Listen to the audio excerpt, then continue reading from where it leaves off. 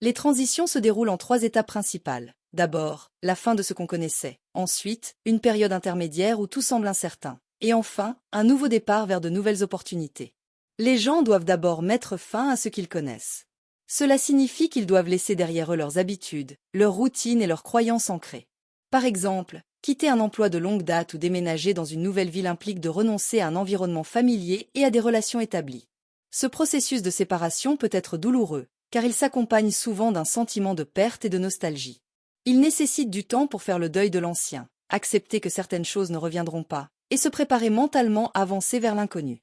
Je vous présenterai les stratégies plus tard dans cet épisode. Ensuite, la zone neutre. Cette phase intermédiaire est souvent marquée par l'incertitude et le désarroi. Les individus peuvent se sentir perdus et déstabilisés, ne sachant pas exactement ce que l'avenir leur réserve. C'est une période de désorientation où les repères habituels disparaissent, laissant place à un sentiment d'instabilité. Cependant, cette phase est aussi un moment de grande créativité et de renouveau. Avec l'ancien derrière eux et le nouveau pas encore complètement formé, les gens ont l'occasion de réévaluer leurs objectifs, d'explorer de nouvelles idées et de découvrir des opportunités inédites. Ils se trouvent entre ce qui était et ce qui sera, naviguant dans un espace où tout semble possible. Enfin, vient le nouveau départ. À ce stade, les individus commencent à accepter pleinement le changement et à s'engager activement dans l'adoption de nouvelles attitudes et de nouveaux comportements. C'est une phase où l'énergie positive refait surface, propulsant les personnes vers de nouveaux horizons. Elles se sentent revitalisées et prêtes à relever les défis qui se présentent avec confiance. De nouveaux objectifs prennent forme, offrant une direction claire pour l'avenir. C'est un moment d'excitation et d'optimisme, où les individus embrassent les possibilités qui se présentent à eux et se lancent avec détermination vers de nouvelles aventures. Parlons maintenant des stratégies pour gérer les transitions. La communication ouverte est un élément crucial pour réussir à traverser une période de transition. Maintenir des canaux de communication clairs et accessibles avec toutes les parties prenantes est essentiel pour atténuer les peurs et les incertitudes qui accompagnent souvent le changement. En partageant régulièrement des informations pertinentes sur les objectifs, les progrès et les défis rencontrés, les leaders et les membres de l'équipe peuvent créer un environnement de confiance et de transparence. Cela permet aux individus de se sentir inclus, de comprendre les raisons derrière le changement et de contribuer activement aux solutions.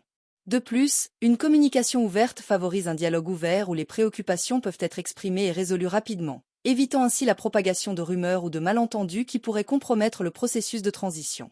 En fin de compte, une communication efficace crée un sentiment de cohésion et de collaboration, renforçant ainsi la capacité de l'organisation à s'adapter et à prospérer face au changement. La deuxième stratégie, c'est la célébration des petites victoires. C'est une pratique importante pour maintenir la motivation et l'engagement tout au long du processus de transition.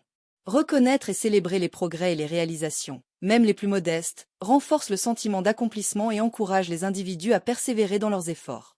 Cela crée un environnement positif où chacun se sent valorisé et encouragé, ce qui contribue à renforcer la confiance en soi et le sentiment d'appartenance à l'équipe. De plus, la célébration des petites victoires permet de maintenir une dynamique positive et de générer un élan qui propulse l'équipe vers ses objectifs finaux. En reconnaissant et en célébrant les étapes intermédiaires du processus de transition, les individus se sentent encouragés à continuer à avancer malgré les obstacles rencontrés en cours de route.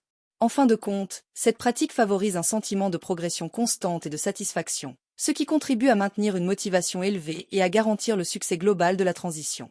La troisième stratégie réside dans le soutien et la formation qui représentent des piliers essentiels pour aider les individus à naviguer avec succès à travers le changement. En offrant un soutien émotionnel et pratique, les organisations démontrent leur engagement envers le bien-être et le développement de leurs membres pendant les périodes de transition. Le soutien peut prendre différentes formes, telles que des sessions de coaching individuelles, des groupes de soutien, ou simplement un accès facile à des ressources et à des personnes pouvant fournir une assistance lorsque cela est nécessaire. Parallèlement, la formation joue un rôle crucial en dotant les individus des compétences et des connaissances nécessaires pour s'adapter efficacement aux nouvelles réalités. Cela peut impliquer des programmes de formation formels sur des sujets spécifiques liés au changement, ainsi que des opportunités d'apprentissage informel où les individus peuvent acquérir de nouvelles compétences pratiques et comportementales. En investissant dans le développement professionnel de leur personnel, les organisations favorisent la résilience et la capacité d'adaptation de leurs membres, ce qui est essentiel pour réussir dans un environnement en constante évolution. Ensemble, le soutien et la formation créent un environnement propice à la croissance personnelle et professionnelle, permettant aux individus de se sentir confiants et préparés à relever les défis du changement. Cette approche proactive renforce également la cohésion de l'équipe et favorise une culture organisationnelle centrée sur l'apprentissage continu et l'amélioration constante.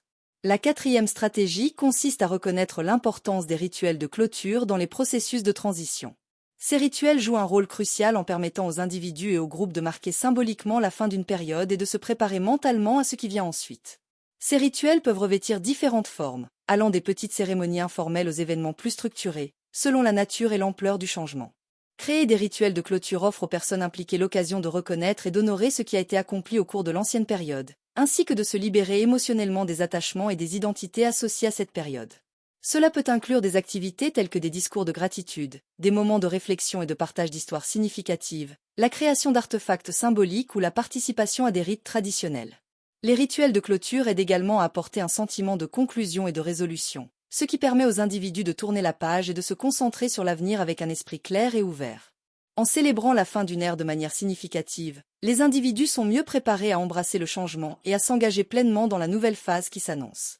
De plus, ces rituels favorisent le sentiment d'appartenance et renforcent les liens au sein des groupes, car ils permettent aux membres de partager des expériences communes et de soutenir mutuellement la transition.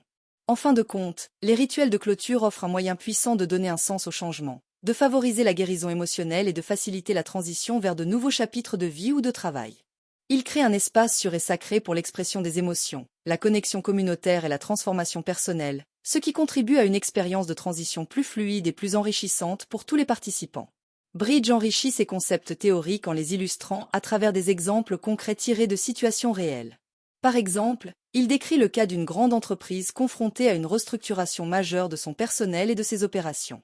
À travers cette étude de cas, Bridge détaille les défis spécifiques auxquels cette organisation a été confrontée lors de la transition, tels que la résistance au changement, la perte de productivité et la désorientation des employés. Il décrit comment, grâce à une communication ouverte et transparente, la direction a réussi à atténuer les craintes et les incertitudes des employés en leur fournissant des informations claires sur les raisons du changement et sur ce à quoi ils pouvaient s'attendre. De plus, la direction a mis en place des programmes de formation et de développement pour aider les employés à acquérir les compétences nécessaires pour réussir dans le nouveau contexte organisationnel. En mettant en œuvre ces stratégies de manière proactive et en s'appuyant sur des rituels de clôture pour marquer symboliquement la fin de l'ancienne structure organisationnelle, l'entreprise a réussi à créer un sentiment d'unité et de vision partagée parmi son personnel. Cela a permis à l'organisation de naviguer avec succès à travers la transition, de minimiser la résistance au changement et de s'engager pleinement dans la mise en œuvre du nouveau modèle opérationnel. À travers cet exemple, Bridge démontre comment les principes de gestion du changement peuvent être appliqués de manière efficace dans des contextes organisationnels spécifiques, offrant aux lecteurs des insights pratiques sur la façon de surmonter les défis du changement et de réussir dans des périodes de transition complexes. Merci d'avoir écouté ce podcast. Élargissez vos horizons en explorant de nouveaux récits et en découvrant des idées inspirantes. Ne manquez pas cette opportunité de vous immerger dans le monde fascinant des livres audio. Rejoignez-nous dès maintenant et laissez-vous emporter par le pouvoir des mots.